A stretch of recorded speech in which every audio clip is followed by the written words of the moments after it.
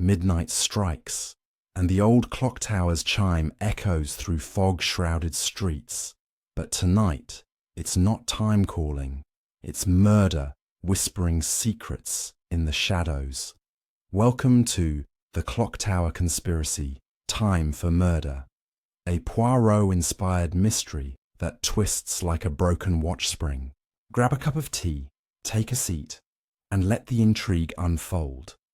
If you're hooked, hit subscribe. Your support means the world to us. Chapter 1. The Midnight Summons. The village of Eldridge Hollow lay nestled in the folds of the English countryside, where ancient stone cottages lined cobblestone paths like sentinels of a bygone era. The air carried the damp chill of autumn, and the great clock tower, a looming silhouette against the moonlit sky, stood as the heart of the village, its steady ticks a reminder of time's unyielding march. It was in this quiet hamlet, just past 11 o'clock, that Hercule Poirot sat in his modest rented room at the Rose and Crown Inn, polishing his immaculate moustache with a silk handkerchief. The little Belgian detective, known for his fastidious nature and unparalleled intellect, sipped a steaming cup of tisane, savouring the calm before the storm. That storm arrived with a frantic pounding at his door, shattering the night's tranquillity like glass. "Monsieur Poirot, you must come at once!" cried Inspector Japp, his familiar voice edged with urgency as he burst into the room, rain dripping from his overcoat onto the polished floorboards. Poirot set down his cup with deliberate care, his green eyes narrowing as he regarded his old friend from Scotland Yard. "Mon ami, what catastrophe brings you to my door at such an hour?" he asked, his French accent as precise as ever. Japp, pacing like a caged animal, explained in breathless bursts. Lord Archibald Harrington, the wealthiest man in Eldridge Hollow, and master of the grand manor that sat in the shadow of the clock tower, had been found dead not an hour ago. The cause? Strangulation, with the chain of his own antique pocket watch, a family heirloom said to be worth a fortune. The watch, now a murder weapon, was stopped at exactly midnight, its hands frozen as if time itself had witnessed the crime. But what baffled Japp most was the scene. The study's door was locked from the inside, the windows bolted shut, and no sign of forced entry marred the pristine room. A single clue lay on the mahogany desk, a crumpled note scrawled in black ink. "Time runs out for the guilty." Poirot's moustache twitched, a sure sign his little grey cells were already at work. A locked room, a cryptic message, and a murder most theatrical, he mused, rising to don his overcoat. "This is no ordinary crime, Inspector. It is a challenge, a puzzle designed to taunt us." As they stepped into the misty night, the clock tower struck 11:30, its deep chime rolling across the village like a warning. The cobbled path to Harrington Manor was slick with rain, and Poirot's polished shoes clicked rhythmically. As he walked, his mind already sifting through possibilities, Japp, struggling to keep pace, began listing the suspects. There was Reginald Harrington, the victim's nephew, a charming but spendthrift young man who stood to inherit the estate but had clashed publicly with his uncle over debts. Then there was Martha Cole, the housemaid, whose quiet demeanour hid a simmering resentment after years of serving the demanding lord. And finally, Elias Thorne, the reclusive clockmaker, who maintained the tower's ancient mechanism and had been overheard arguing with Harrington just days prior about unpaid repairs. The manor loomed ahead, its ivy-clad walls glowing faintly under the gaslights. Inside, the air was thick with tension. The housekeeper, Mrs. Beatrice Lang, greeted them with red-rimmed eyes, her hands wringing a damp handkerchief. "It's dreadful, sir," she whispered, leading them to the study. The room was a study in opulence, oak-panelled walls, a roaring fireplace, and shelves lined with leather-bound books. Lord Harrington lay slumped in his high-backed chair, his face pale, the gold chain of his pocket watch wound tightly around his throat. Poirot knelt beside the body, his gloved fingers tracing the chain's links.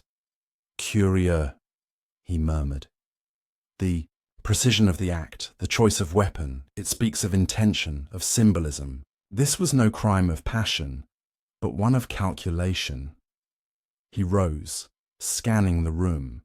The desk held papers neatly stacked, save for the note, its jagged handwriting suggesting haste or agitation. The windows, as Japp had said, were bolted, their heavy curtains undisturbed.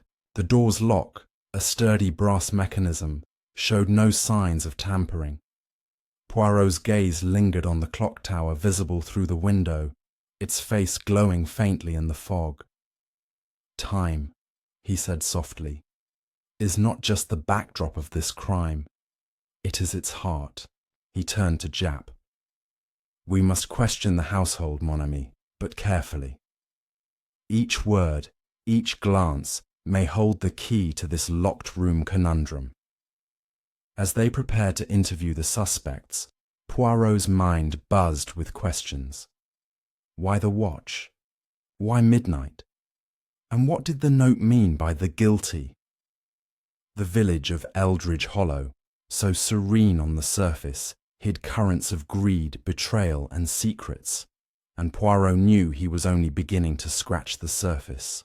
The clock tower's shadow seemed to stretch longer, its ticks louder, as if counting down to the next revelation. With the first clues gathered, the stage was set for a deeper dive into the lives of those entangled in this conspiracy. Stay tuned, for the dawn will bring new light to the darkness of this mystery. Chapter 2. Shadows of Suspicion. The grand library of Harrington Manor smelled of old leather and wax, its towering shelves casting long shadows in the flickering glow of gas lamps. Hercule Poirot stood by a stained glass window, his silhouette sharp against the coloured panes, as he prepared to question the first suspect, Reginald Harrington, the victim's nephew. The young man slouched in a velvet armchair, his tailored suit rumpled, a glass of brandy trembling in his hand. His boyish face, usually quick with a charming smile, was drawn, his eyes darting to the clock on the mantel as it ticked toward 1 in the morning. Inspector Japp stood by the door, notebook in hand, while Poirot's calm gaze seemed to pierce Reginald's facade. "Monsieur Harrington," Poirot began, his voice soft but commanding, "you were seen arguing with your uncle 2 days ago in the village square. Perhaps you can enlighten us as to the nature of this disagreement." Reginald shifted, the brandy sloshing slightly. "It was nothing," he said too quickly. "Just family matters. Uncle Archibald was tight-fisted, always lecturing me about my spending." Poirot tilted his head, noting the sweat beading on Reginald's brow despite the chilly room. The nephew admitted he'd been at the manor earlier that evening, but claimed he left before 10, dining at the Red Lion pub with friends. "Ask anyone there," he insisted, though his voice wavered. Poirot made a mental note to verify this alibi, sensing the young man's story was as fragile as the glass in his hand. As Reginald was dismissed, he cast a furtive glance at the library's grandfather clock, its pendulum swinging like a silent accusation. Next came Martha Cole, the housemaid, whose stiff posture and downcast eyes spoke of years spent in service. Her plain grey dress was immaculate, but her hands, rough from work, twisted nervously in her lap. "I was cleaning the silver in the pantry all evening," she said, her voice barely above a whisper. "I didn't see his lordship after supper." When Poirot pressed about her feelings toward Lord Harrington, a flicker of anger crossed her face. "He was Particular, she admitted, but I did my duty.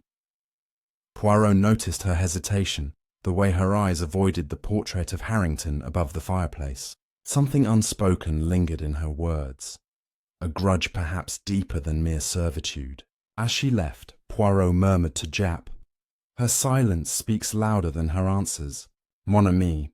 The final interview was with Elias Thorne, the clockmaker, who entered with the air of a man more at ease with gears than people. His wiry frame was hunched, his fingers stained with oil, and his eyes, sharp behind round spectacles, seemed to dissect the room. "I fixed the tower clock," he said gruffly when asked about his argument with Harrington. "He owed me for months of work. Said I'd tampered with the mechanism to extort him." Ridiculous. Thorne claimed he'd been in his workshop, a cramped shed near the clock tower, all evening, alone. Poirot's moustache twitched. A solitary alibi was no alibi at all. He asked about the pocket watch used in the murder, and Thorne's face darkened. "A fine piece, Swiss-made, but I never touched it," he said, though his fingers flexed as if itching to dismantle something. As the interviews concluded, Poirot paced the library, his polished shoes silent on the thick rug. Each suspect had a motive: greed, resentment, pride, but none explained the locked room or the note's cryptic warning. He paused by a bookshelf, noticing a volume on horology slightly askew, its spine worn. Pulling it out, he found a hidden compartment behind it, empty save for a faint scent of tobacco in a single gear, small and intricately carved. "Curieux," Poirot whispered, slipping the gear into his pocket. The clock tower chimed 2, its echo a reminder that time was both clue and adversary. With suspicions deepening and a new piece of the puzzle in hand, Poirot knew the manor held more secrets, waiting to be uncovered in the light of day. The next chapter of this conspiracy looms. Stay tuned for what lies behind closed doors. Chapter 3. The ticking trail dawn broke over Eldridge Hollow, painting the clock tower's face in hues of gold. But the village remained cloaked in unease. Hercule Poirot stood at the foot of the tower, his gloved hands clasped behind his back, gazing up at its weathered stone. The gear he'd found in the library's hidden compartment weighed lightly in his pocket, yet its significance felt heavy. Inspector Japp, rubbing sleep from his eyes, joined him, grumbling about the early hour. "This tower's the key, isn't it, Poirot?" he said, squinting at the clock's hands, now pointing to 6. Poirot nodded, his eyes tracing the ivy that snaked up the structure. "The tower watches all, mon ami. It sees, it hears, and perhaps it holds the truth of Lord Harrington's demise." They climbed the spiral staircase to the clock's mechanism, a labyrinth of brass and iron that thrummed with rhythmic precision. Elias Thorne's workshop tools lay scattered on a nearby bench, their worn handles suggesting frequent use. Poirot examined the gears, his fingers hovering over their intricate teeth. He held up the gear from the library, comparing it to the tower's machinery. "It does not belong here," he murmured, noting its smaller size and finer craftsmanship. "This is from a pocket watch, perhaps our victim's own." Japp frowned, puzzled, but Poirot's mind raced. Had the gear been removed deliberately, a piece of the murder weapon hidden in plain sight? Leaving the tower, they ventured to Thorne's workshop, a cluttered shed filled with ticking clocks and half-assembled mechanisms. A ledger on the table caught Poirot's eye, its pages detailing payments or lack thereof from Lord Harrington. One entry, dated a week prior, noted a heated dispute over a special repair Thorne had refused to complete. Poirot's moustache twitched. What repair could be so contentious? Nearby, a locked drawer rattled when shaken, but without a key, its contents remained a mystery. Japp made a note to secure a warrant, though Poirot suspected the clockmaker's secrets would not wait for bureaucracy. Their next stop was the Red Lion pub, where Reginald Harrington claimed to have spent the evening. The barkeep, a stout man with a ruddy face, confirmed Reginald's presence, but added a detail. The nephew had left briefly around 11:30, returning flushed and out of breath. "Said he'd gone for air," the barkeep grunted, wiping a glass. Poirot's eyes gleamed. That timeline placed Reginald near the manor at the critical hour. A lie, perhaps, or a half-truth masking something darker. Back at the manor, Poirot requested to see Martha Cole's quarters. Sensing her reticence hid more than resentment. The housemaid's room was sparse, save for a small wooden box under her bed. Inside, he found a locket engraved with initials not her own. A.H., Lord Harrington's. A keepsake? Poirot wondered aloud, though Martha, when questioned, claimed it was a gift for years of service. Her trembling hands suggested otherwise, and Poirot filed the discovery away, another thread in the tangled web. As the sun climbed higher, the village buzzed with whispers of the murder. Poirot stood in the manor's garden, the clock tower's shadow falling across the lawn like a sundial marking the hours. The gear, the ledger, the locket, each clue ticked like a second hand, pointing to motives yet unclear. The tower's chime rang out, signalling noon, and Poirot felt the weight of time pressing forward. With new evidence tightening the web of suspicion, the next chapter of this conspiracy beckons, promising revelations that lie just beyond the horizon. Chapter 4. Whispers in the Walls. The afternoon sun cast dappled light through the ancient oaks surrounding Harrington Manor, but the warmth did little to dispel the chill of secrets lurking within its walls. Hercule Poirot, his bowler hat tilted slightly, stood in the manor's east wing, where a narrow corridor led to Lord Harrington's private study. Inspector Japp trailed behind, muttering about the endless nooks of the old house. "This place is a maze, Poirot," he said, eyeing the faded portraits lining the walls. Poirot's lips curved faintly. "A maze, mon ami, but one where every turn reveals a truth, if one knows where to look." Their focus turned to the study's hidden passages, rumoured to snake through the manor like veins. Mrs. Beatrice Lang, the housekeeper, reluctantly guided them to a panel behind a bookcase, its edges worn from use. With a gentle push, it swung open, revealing a dusty corridor barely wide enough for Poirot's slight frame. Cobwebs clung to the walls, and the air smelled of mildew and secrets. A faint scratch mark on the floor suggested recent movement, too fresh for a passage supposedly unused for years. Poirot crouched, his magnifying glass glinting as he examined the mark. "Someone has been here," he said, "and not long ago."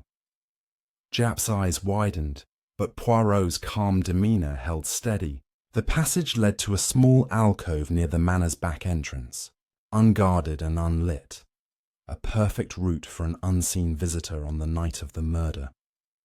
Returning to the main house, Poirot sought out Mrs. Lang, whose nervous fidgeting had not escaped his notice. Under his gentle but relentless questioning, she admitted to overhearing a late-night conversation days before the murder, between Lord Harrington and an unknown man whose voice carried a rough edge. "They spoke of debts and promises," she whispered, glancing at the door as if expecting interruption. His lordship sounded afraid. Poirot noted her hesitation, suspecting she knew more than she dared say. Was the stranger Elias Thorne, or someone yet to emerge from the shadows? Poirot's next move was to revisit the manor's staff, focusing on the butler, Mr. Clarence Reed, a stoic man with a face like carved oak.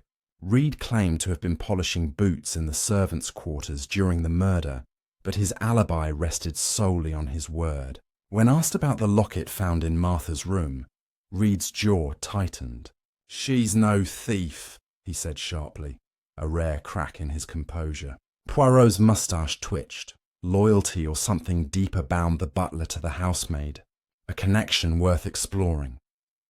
As evening approached, Poirot lingered in the study, his gaze falling on a portrait of Lord Harrington's late wife, Lady Eleanor, whose death years earlier had left the lord a recluse. The painting's eyes seemed to follow him, and he noticed a faint outline behind it, as if the frame had been recently moved. With Japp's help, he lifted it down, revealing a small safe embedded in the wall. The lock was modern, unyielding without a combination, but a single word scratched faintly beside it read, "Eternity." Poirot's mind raced. Was this a clue to the safe's contents or a taunt from the killer? The clock tower chimed 6, its echo rolling through the manor like a heartbeat. Poirot stood in the gathering dusk, the safe, the passage, and the stranger's voice weaving a tighter net around the suspects. Each discovery pointed to a deeper conspiracy, one that pulsed beneath the surface of Eldridge Hollow. As night fell, the manor seemed to hold its breath, waiting for the next revelation to break its silence. Stay tuned, for the shadows are only beginning to speak. Chapter 5. The safe's secret twilight draped Eldridge Hollow in a velvet hush. The clock tower's silhouette stark against the fading sky. Hercule Poirot stood in Lord Harrington's study, his gloved fingers tracing the word "Eternity" scratched beside the hidden safe. The room felt alive with secrets, its heavy curtains swallowing the last of the daylight.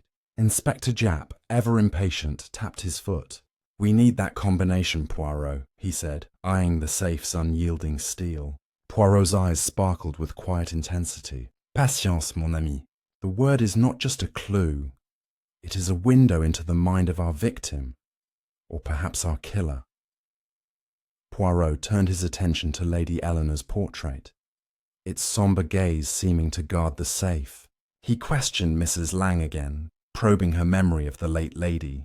The housekeeper's voice softened as she described Eleanor's love for poetry, particularly a volume of Keats she kept by her bedside.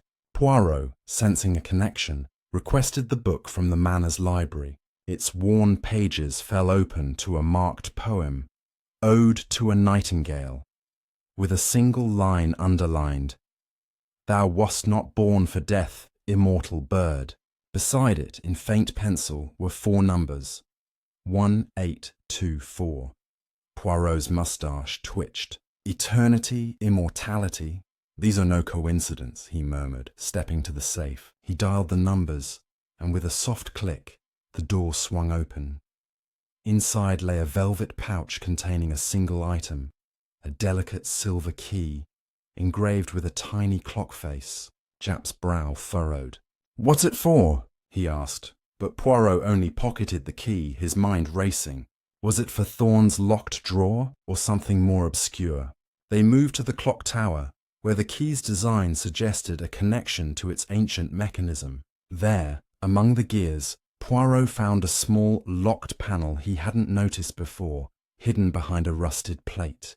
The key fit perfectly, revealing a bundle of letters tied with twine. The handwriting matched the cryptic note from the murder scene, but these were love letters, addressed to "My Eternal," and signed with an ornate A. Were they from Lord Harrington, or to him? Seeking answers, Poirot tracked down Reginald Harrington, who was lounging in the manor's drawing room, his earlier nervousness replaced by a forced nonchalance. When shown the letters, Reginald's face paled. "Those are private," he snapped, claiming they were his uncle's correspondence with a long-ago mistress, though he refused to name her. Poirot noted the young man's clenched fists, sensing a lie woven into his words. A visit to Martha Cole yielded little. She denied knowledge of the letters, but flinched at the mention of Lady Eleanor, her eyes darting to the floor. As night deepened, Poirot sat in the manor's conservatory, the glass walls reflecting the moon's pale light. The letters suggested a hidden romance, one that might have sparked jealousy or betrayal. The key, the poem, the word eternity, each piece pointed to a past that refused to stay buried. The clock tower chimed 9, its notes heavy with portent. Poirot knew the truth was close, but the web of motives grew ever more tangled. With the letters in hand and a mysterious key unlocking new questions, the conspiracy tightened its grip. Stay tuned, for the past is about to speak louder than ever. Chapter 6. Echoes of the Past. The moon hung low over Eldridge Hollow, casting a silver glow across the manor's sprawling grounds. Hercule Poirot sat in the library, the bundle of love letters spread before him on a polished oak table, their faded ink whispering of forbidden passion. Inspector Japp leaned over his shoulder, squinting at the ornate script. "These letters are old, Poirot," he said, his voice tinged with frustration. "What do they have to do with a murder now?" Poirot's eyes gleamed in the lamplight.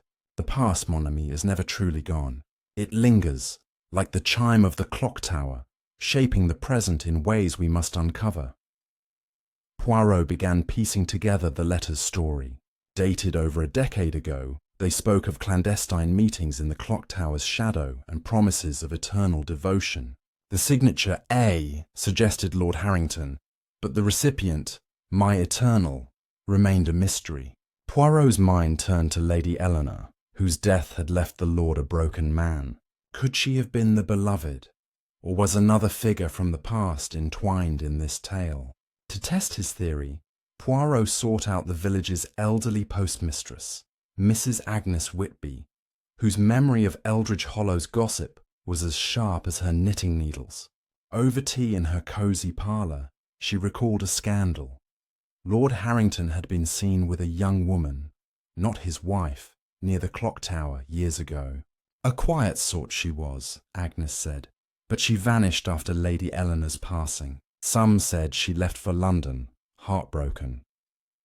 Armed with this lead, Poirot returned to the manor and confronted Mrs. Lang, whose guarded demeanour had long piqued his suspicion. Under his relentless yet courteous questioning, she admitted to knowing the woman, Clara Weston, a governess who'd worked briefly at the manor. She and his lordship were close, Mrs. Lang said, her voice barely audible. Too close, some thought.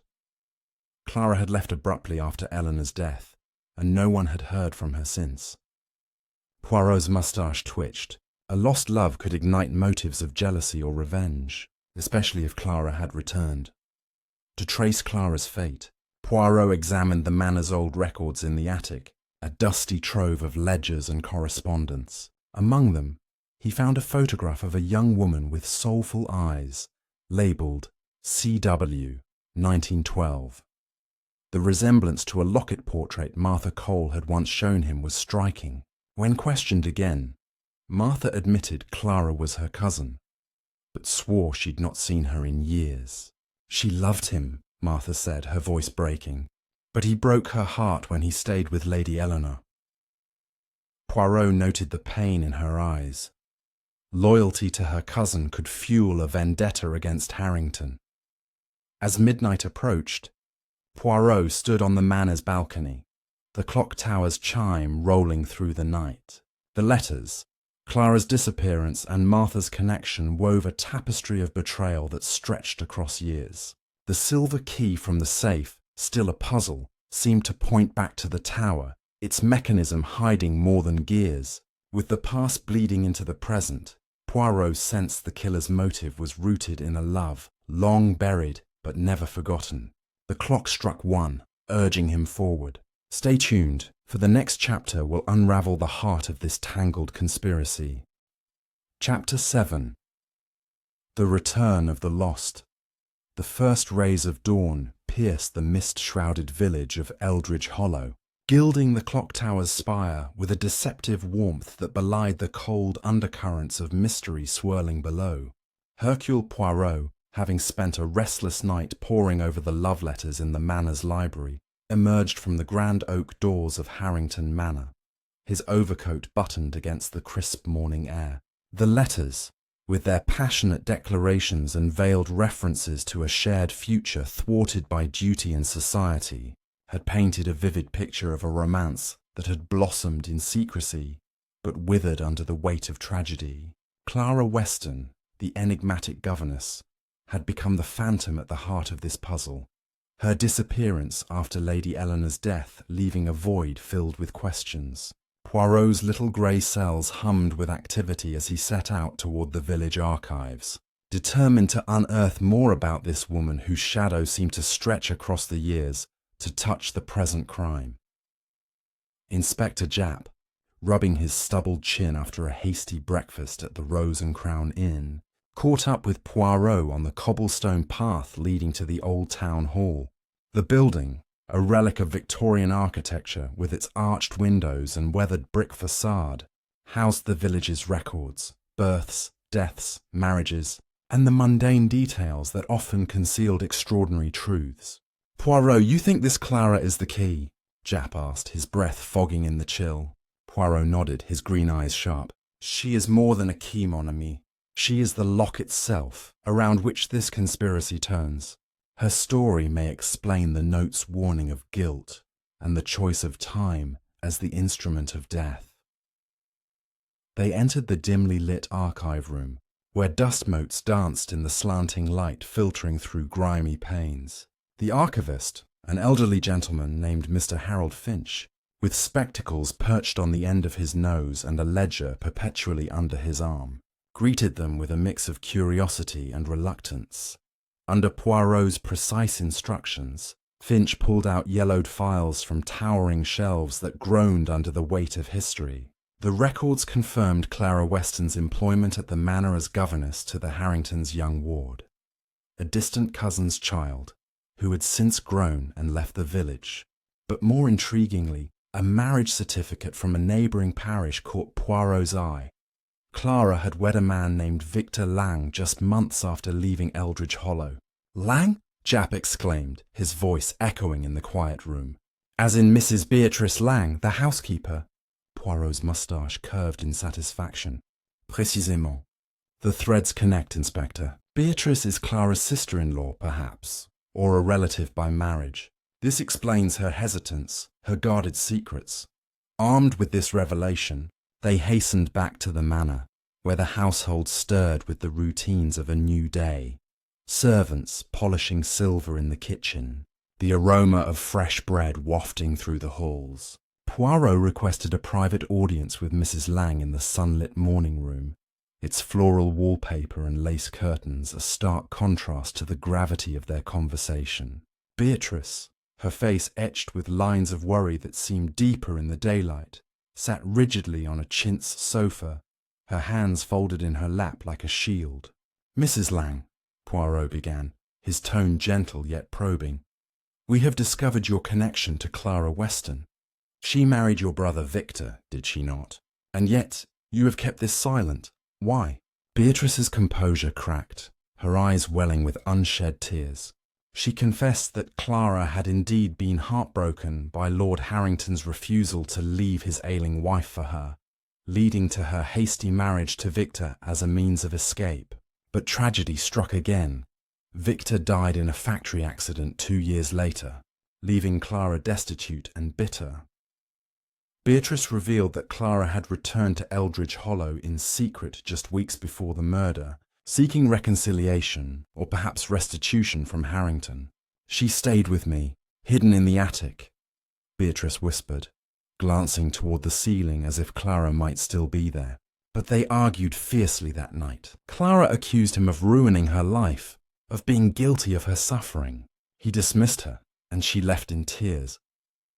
Poirot leaned forward, his mind assembling the pieces. "And the pocket watch? The chain?" Beatrice shook her head. Clara knew its value. It was a gift from Harrington during their affair. She might have taken it as a symbol, but I swear, I don't know if she... Her voice trailed off, the implication hanging heavy in the air. Poirot excused himself, his thoughts racing as he and Japp searched the attic. Amid trunks of forgotten heirlooms and cobweb-draped furniture, they found traces of recent habitation, a crumpled shawl, a half-burned candle, and a diary page torn loose, its edges singed.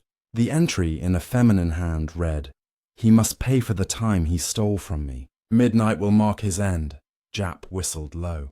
"This points straight to Clara." But Poirot held up a hand, his expression thoughtful. "It appears so, yet appearances can deceive. Why leave such evidence? And how does it explain the locked room?" They descended, Poirot's polished shoes clicking on the wooden stairs like the ticks of a clock. To locate Clara, Poirot enlisted the village constable to check nearby inns and cottages. Word came swiftly. A woman matching her description had been seen boarding a train to London the morning after the murder, her face veiled, a small valise in hand.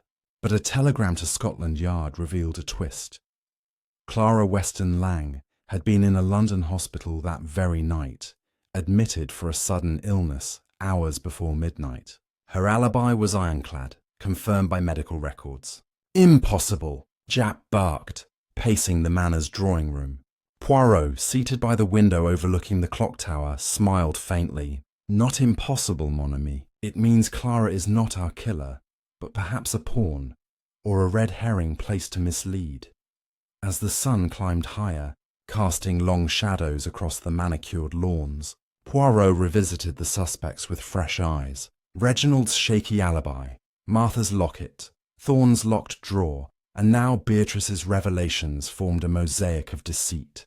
He summoned Elias Thorne to the manor, the clockmaker arriving with his toolkit slung over his shoulder, his face a mask of wariness. Under interrogation in the study, Thorne admitted to repairing the pocket watch for Harrington, but denied any role in the murder.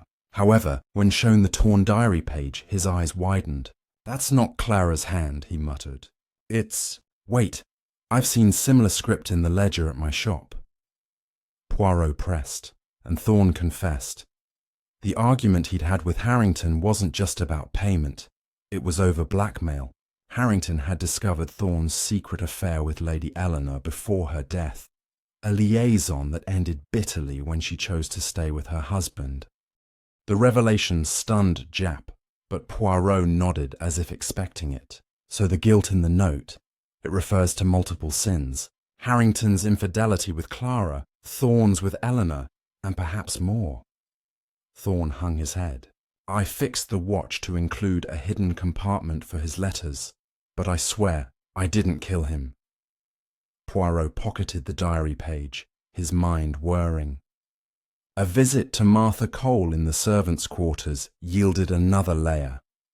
The housemaid admitted the locket was Clara's, given to her for safekeeping during her secret visit. She said if anything happened, to hold it as proof of his promises, Martha said, her voice trembling. But she too had an alibi, confirmed by the butler, Mr. Reed, who revealed his own affection for Martha, explaining his protectiveness. As evening shadows lengthened, Poirot gathered everyone in the library, the suspects, the staff, even the constable, for what he termed a little assembly. The room, with its leather-bound tomes and flickering fire, hummed with tension. Poirot paced before the hearth, his hands clasped behind his back. "This crime," he declared, "is not one of simple murder, but a conspiracy of time and deception. The locked room, the frozen watch, the note, all point to a killer who understands the mechanics of both clocks and human hearts." He revealed the hospital alibi for Clara, eliciting gasps. "So who then?" Reginald demanded, his face ashen. Poirot turned to Beatrice Lang, his gaze piercing. "You, madame, have woven a web of half-truths. Clara was ill, yes, but you used her story to mask your own actions. The diary page, your handwriting forged to imitate hers. You argued with Harrington that night, not over Clara's past, but your own resentment for how he treated your brother's widow, leaving her penniless while he hoarded wealth." Beatrice paled, but denied it. Poirot continued, explaining the hidden passage allowed her entry and exit undetected. The chain from the watch, a symbol of the time Harrington had wasted lives. "You stopped the watch at midnight, the hour of Clara's supposed meetings," as a final accusation. But as Beatrice broke down, confessing her rage but insisting she only confronted him, not killed him, a new sound intruded, the distant chime of the clock tower striking 7. Poirot paused, his expression shifting. "Wait, there is more. The gear I found from the watch was placed in the library to implicate Thorne, and the safes combination, known only to a few." His eyes landed on Reginald. "You, monsieur, with your debts and inheritance, collaborated. You provided the passage knowledge, Beatrice the motive, and perhaps Thorne the technical sabotage to the watch, making it easy to use as a weapon." The room erupted in denials, but Poirot held firm, detailing how the trio, nephew, housekeeper, and clockmaker, had conspired, Reginald to gain the estate, Beatrice for vengeance, Thorne to silence the blackmail. The locked room was a ruse. Harrington had let Beatrice in, unaware of the plot. She strangled him with the chain, Reginald waiting in the passage to bolt the door from inside before escaping, Thorne having weakened the watch's mechanism earlier. The note was a collective taunt, the guilty referring to Harrington's sins against them all. As Japp handcuffed the conspirators, Poirot stood by the window, the clock tower now a silent sentinel. The village of Eldridge Hollow could breathe again, its secrets unwound like a spring. Yet, as the sun set, Poirot knew that time, ever marching, held more mysteries in its folds. With the conspiracy exposed, the final threads await in the chapters ahead. Stay tuned for the resolution that ties it all together. Chapter 8. The Unwinding Mechanism. The library of Harrington Manor, with its high ceilings and walls lined with ancient tomes bound in leather that gleamed softly under the chandelier's crystal light, served as the stage for the dramatic unveiling. The fire in the grand hearth crackled and popped, casting dancing shadows across the faces of those assembled, each one a mask of varying emotions: shock, denial, resignation, and in some cases, a flicker of relief that the charade was finally over. Hercule Poirot, the diminutive Belgian detective with his impeccably waxed moustache and piercing green eyes that missed nothing, stood at the centre of it all, his posture erect and commanding despite his modest stature. He had orchestrated this gathering with the precision of a maestro conducting a symphony, ensuring every suspect, every member of the household staff, and even the local constable were present to witness the revelation of truths long buried beneath layers of deception and time. Inspector Japp, his reliable if somewhat gruff companion from Scotland Yard, positioned himself near the double doors, his notebook flipped open and pencil at the ready, though his expression betrayed a mix of admiration and exasperation at Poirot's theatrical flair. The air was thick with tension, scented with the faint aroma of pipe tobacco from Lord Harrington's lingering habits and the polished wood of the furniture. Reginald Harrington, the nephew whose boyish charm had masked a calculating greed, sat slumped in a high-backed armchair, his once confident demeanour shattered, his hands clenched on the armrests, as if to anchor himself against the storm of accusations. Beside him, Beatrice Lang, the housekeeper whose stoic facade had cracked like fine china under pressure, dabbed at her eyes with a lace handkerchief, her shoulders heaving with silent sobs. Elias Thorne, the clockmaker, leaned against a bookshelf, his wiry frame tense, his oil-stained fingers twitching, as though yearning to tinker with a mechanism that could rewind the events of the past few days. Poirot began his exposition with a deliberate pace, his French-accented voice resonating through the room like the toll of the distant clock tower. "Mesdames et messieurs," he intoned, his gaze sweeping across the assembly, "we have journeyed through a labyrinth of lies, where time itself has been both witness and weapon. The murder of Lord Archibald Harrington was no impulsive act of violence, but a meticulously crafted conspiracy, woven by threads of motive, opportunity, and shared secrets. Let us unravel it, step by step, as one would dismantle a faulty clockwork." He paused for effect, allowing the weight of his words to settle, the only sound the rhythmic ticking of the grandfather clock in the corner, a smaller echo of the tower outside. First, Poirot addressed Reginald. "You, Monsieur Harrington, stood to inherit a fortune, but your uncle's tight control over the purse strings had driven you to desperation. Your debts mounted like unpaid hours on a time card, and the argument in the village square was but the tip of the iceberg. You knew of the hidden passages in the manor, family law passed down through generations, and you used this knowledge to facilitate the crime. On the night of the murder, you waited in the shadows of the East Wing corridor, ready to bolt the study door from within after the deed was done, creating the illusion of a locked room impenetrable to outsiders." Reginald's face flushed crimson, his protest dying on his lips as Poirot produced a crumpled receipt from his pocket, evidence of Reginald's gambling losses, obtained from the Red Lion pub's discreet inquiries. Turning to Beatrice, Poirot's tone softened slightly, acknowledging the depth of her personal anguish. Madame Lang, your connection to Clara Weston was the spark that ignited your resentment. As the sister-in-law to the woman whose heart Lord Harrington had broken, you carried the burden of her suffering. Clara's return, ill and desperate, rekindled old flames of anger. You confronted Harrington in his study, using the hidden passage to enter undetected. The pocket watch chain, a symbol of the time he had stolen from Clara's life, became your instrument of vengeance, but you did not act alone. Your hands may have tightened the chain, but the plan was collective.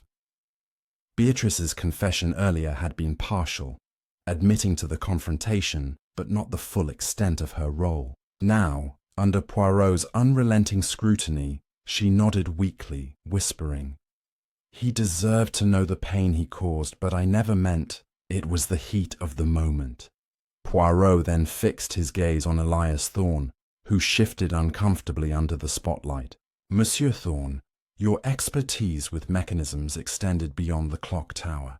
You serviced Lord Harrington's pocket watch, but in doing so, you weakened its chain deliberately, making it pliable yet strong enough for the fatal purpose. Your motive? Blackmail. Harrington had discovered your affair with Lady Eleanor, a secret that could ruin your reputation in this conservative village. The unpaid repairs were a cover for your deeper grudge. You placed the removed gear in the library's hidden compartment, a misdirection to implicate yourself superficially while diverting attention from the true collaboration." Thorne's defiance crumbled. He admitted to the sabotage, his voice gruff with regret. "I fixed what he broke in lives, not just watches," he muttered, his eyes downcast. As Poirot wove the narrative together, he detailed the timeline with forensic precision. At 11:30, Beatrice entered via the passage, her argument with Harrington escalating. The chain was wrapped around his neck in a surge of fury. Reginald, hearing the struggle, emerged to assist, ensuring the door was locked from inside before retreating back through the passage. Thorne, from his workshop, had timed the tower's chime to mask any sounds, his solitary alibi a calculated risk. The note, "Time runs out for the guilty," was penned by Beatrice, a collective accusation against Harrington's sins. His infidelity, his neglect, his blackmail. The constable, wide-eyed, jotted notes furiously, while the staff exchanged glances of astonishment. But Poirot was not finished. He revealed a final twist, one that tied the loose ends with elegant symmetry. The silver key from the safe, engraved with a clock face. It unlocked not just the tower's panel, but also a compartment in Thorne's workshop drawer, where incriminating letters from Lady Eleanor were hidden. Harrington had kept copies, using them as leverage. Your conspiracy began when Beatrice discovered Clara's diary. Reginald shared the passage secrets, and Thorne provided the technical sabotage. Together, you synchronized like the gears of the clock tower itself. The room fell silent, the revelations hanging in the air like the final peal of a bell. Japp stepped forward, his handcuffs clinking as he secured the trio. "Well done, Poirot," he said, clapping the detective on the shoulder. "You've wound this one up tight." As the conspirators were led away, Poirot lingered by the window, gazing at the clock tower bathed in the golden light of the setting sun. The village of Eldridge Hollow, once shrouded in fog and fear, now breathed freely, its rhythms restored. Martha Cole approached timidly, offering a cup of tisane. "Thank you, monsieur," she said, her voice steady for the first time. Poirot accepted with a bow, his mind already drifting to the next puzzle, for time, he knew, never truly stood still. Yet, as the manor emptied, a subtle unease lingered. In the tower's shadow, a figure watched from afar. A veiled woman, perhaps Clara herself, her hospital release coinciding suspiciously with the arrests. Had she orchestrated from the sidelines, pulling strings like a master puppeteer? Poirot's moustache twitched. Not all gears had been accounted for. The clock chimed 8, its notes carrying a hint of unresolved melody. With the main culprits in custody, questions remained, beckoning toward further depths in this intricate conspiracy. Stay tuned, for the echoes of time have more to reveal. Chapter 9. The Phantom's Footsteps. The evening air in Eldridge Hollow carried a restless edge, as if the village itself sensed that the clock tower's secrets had not yet fully unravelled. Hercule Poirot stood on the manor's stone terrace, his hands clasped behind his back, the faint glow of his cigarette casting fleeting shadows across his sharp features. The arrests of Reginald Harrington, Beatrice Lang, and Elias Thorne had sent ripples through the community, with villagers whispering in the market square and the Rose and Crown Inn buzzing with speculation. Yet Poirot's mind, ever attuned to the subtlest discord in life's symphony, remained unsettled. The glimpse of a veiled woman watching from the tower's base had planted a seed of doubt. Was Clara Weston truly a bystander confined to a hospital bed during the murder, or had she played a deeper role in this intricate dance of deception? Inspector Japp, loosening his tie after a long day, joined him, his boots crunching on the gravel. "Case closed, eh, Poirot? We've got our culprits." Poirot's eyes glinted in the dusk. "Non, mon ami. The clock ticks on, and there is one more gear to place in this mechanism." Poirot's first move was to revisit Clara's hospital alibi, which seemed airtight but nagged at his sense of order. He dispatched a telegram to the London hospital, requesting precise details of her admission and discharge. While awaiting a reply, he turned his attention to the manor's grounds, where the clock tower loomed like a silent judge. A narrow path, overgrown with brambles, wound from the manor to the tower's base, its stones worn smooth by years of footsteps. Poirot knelt, his magnifying glass catching the fading light as he examined faint imprints in the damp earth. Small, delicate, like those of a woman's shoe, fresh enough to suggest recent passage. "Curieux," he murmured, brushing dirt from his gloves. These tracks, overlooked in the initial investigation, hinted at a visitor who moved with purpose under cover of night. Back at the manor, Poirot sought out Mr. Clarence Reed, the butler, whose steadfast loyalty to Martha Cole had caught his notice. In the servants' hall, amid the clatter of teacups and the scent of polished brass, Reed stood polishing a silver tray, his movements precise, but his eyes wary. Poirot, with his disarming courtesy, inquired about Clara's brief stay in the attic. Reed hesitated, then admitted he'd seen a woman matching her description near the tower 2 nights before the murder, cloaked and carrying a small lantern. "I thought it was a villager taking a shortcut," he said, his voice low. "Didn't want to stir trouble for Mrs. Lang." Poirot's moustache twitched. Reed's protectiveness extended beyond Martha, perhaps to shield the household's fragile peace. The telegram from London arrived by mid-evening, delivered by a breathless constable. It confirmed Clara's hospitalization, but revealed a startling detail. She had discharged herself at 10 o'clock on the night of the murder, hours earlier than previously stated, claiming sudden recovery. The hospital porter noted her agitation and a veiled hat that obscured her face. Poirot's mind raced. This placed Clara in Eldridge Hollow at the critical hour. Had she slipped back to the village, her illness a ruse to establish an alibi?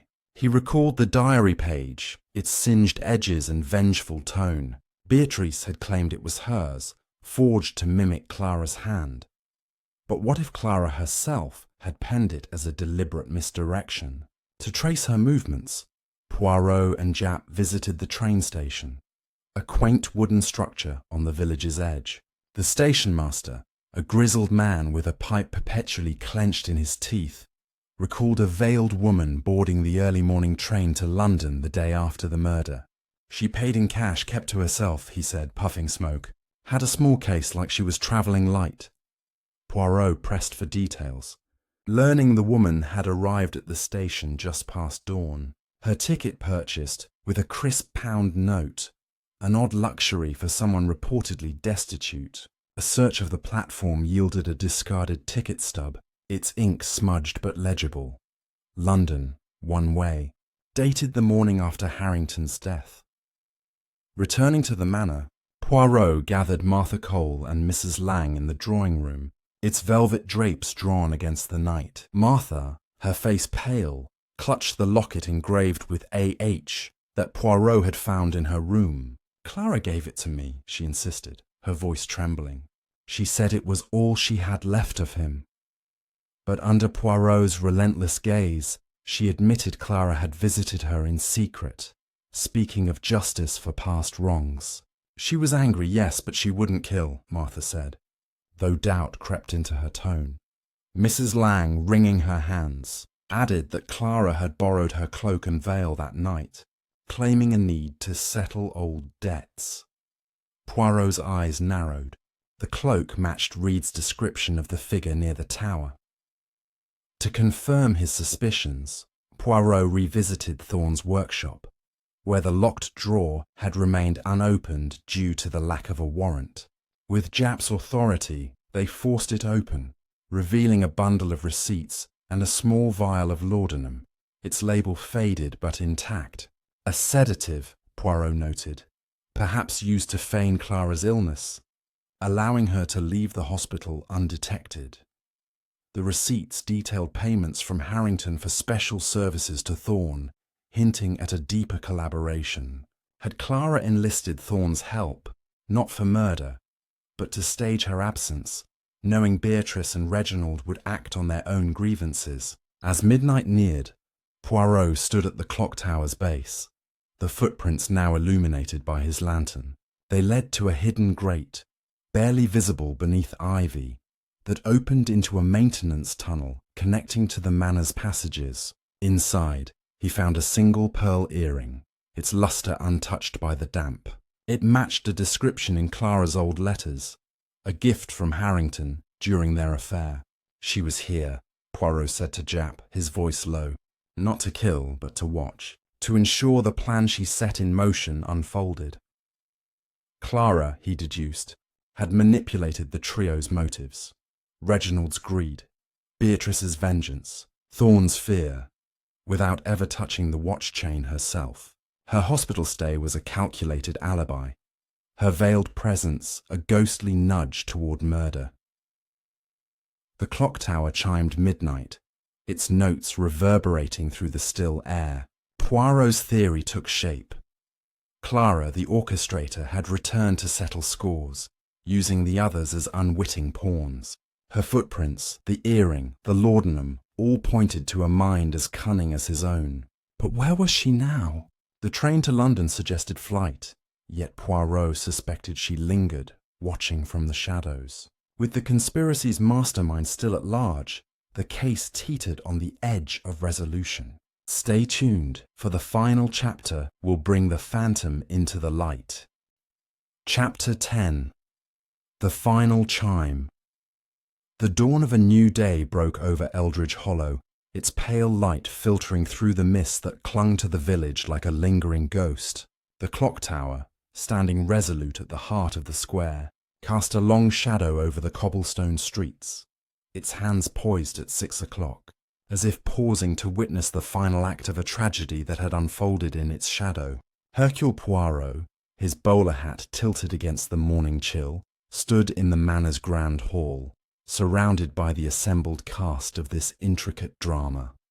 Martha Cole, her face drawn with exhaustion, Mr. Clarence Reed, his butler's stoicism fraying at the edges, and the village constable, whose nervous glances betrayed his awe at Poirot's reputation. Inspector Japp leaned against a marble pillar, his arms crossed, a mixture of anticipation and fatigue in his eyes. The air was heavy with the scent of polished wood and the faint tang of wax, but beneath it all lay the weight of truth, ready to be unveiled. Poirot's voice, clear and deliberate, cut through the silence. "Mesdames et messieurs, we stand at the end of our journey, where the gears of this conspiracy align to reveal the mastermind who set them in motion. The murder of Lord Archibald Harrington was no simple crime, but a symphony of vengeance. conducted by one who understood the power of time and human weakness. Poirot began by recapping the conspiracy's framework, his words painting a vivid picture for the gathered audience. Reginald Harrington, driven by greed for his uncle's fortune, conspired with Beatrice Lang, whose heart burned with vengeance for her brother's widow, Clara Weston. Elias Thorne, the clockmaker, joined them, his hands stained not just with oil, but with the guilt of an affair with Lady Eleanor, which Lord Harrington had used to blackmail him. Together, they crafted a murder within a locked room, using the chain of Harrington's pocket watch, stopped at midnight, as a symbol of his sins. Beatrice entered via the hidden passage. Reginald bolted the door to create the illusion, and Thorne sabotaged the watch's mechanism to make it a pliable weapon. The note, "Time runs out for the guilty," was their collective accusation, a taunt to mask their shared motive. The room stirred, but Poirot raised a hand, silencing whispers. Yet this was not the whole story. A phantom moved among them, orchestrating their actions with the precision of the clock tower itself. He turned his piercing gaze to the empty space at the room's edge, where a figure had yet to appear. Clara Weston, the governess whose love for Lord Harrington was spurned, was no mere victim of circumstance. Her hospital alibi, seemingly ironclad, was a facade. She discharged herself hours before the murder, arriving in Eldridge Hollow under a veil, her presence undetected save for the footprints near the tower and the pearl earring left in the maintenance tunnel. Clara did not strangle Harrington herself. She needed no blood on her hands. Instead, she wove a web of manipulation, reigniting old wounds to spur her pawns into action. Poirot produced the singed diary page, its vengeful words now clearly in Clara's hand, not Beatrice's. This was no forgery, but a deliberate plant, left to cast suspicion on others, while Clara watched from the shadows. To unravel Clara's role, Poirot detailed his investigation's final pieces.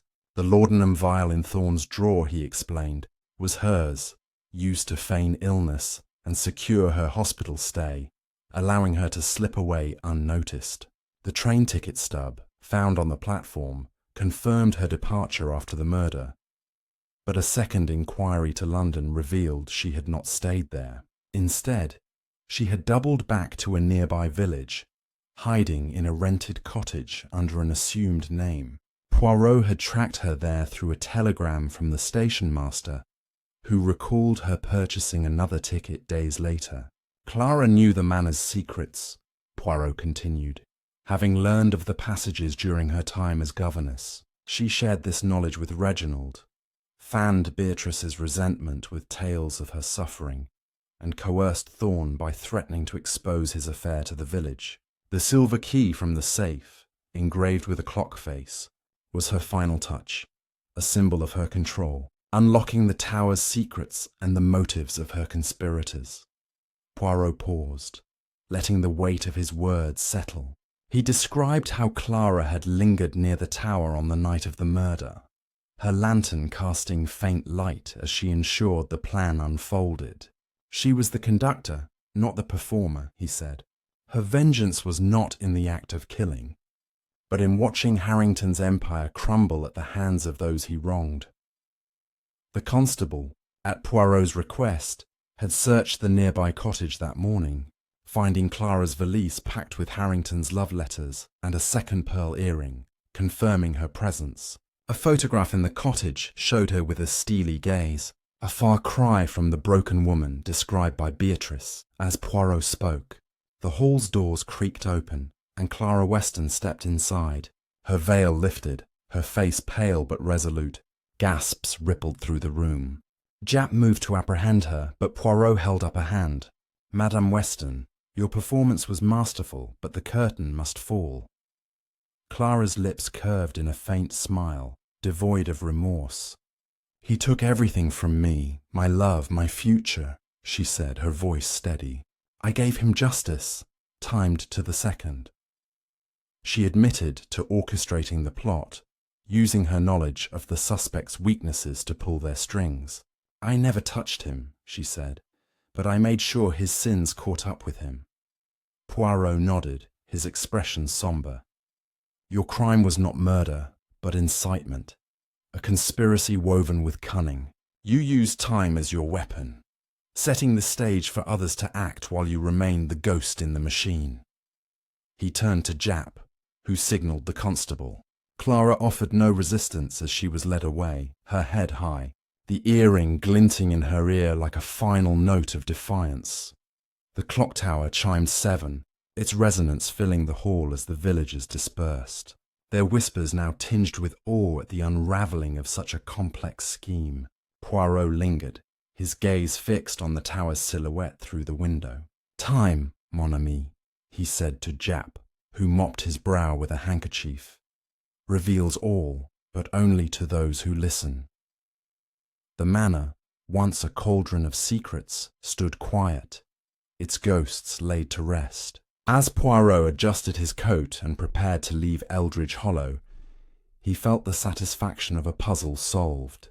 Though the weight of human frailty lingered in his heart, the village would heal, its rhythms restored, but the clock tower would forever stand as a reminder of the night when time itself turned against a man. If you've been gripped by this tale of intrigue and deception, hit that subscribe button. Your support means the world to us. Share your thoughts in the comments below, and stay tuned for more mysteries that tick with the precision of a master clockmaker.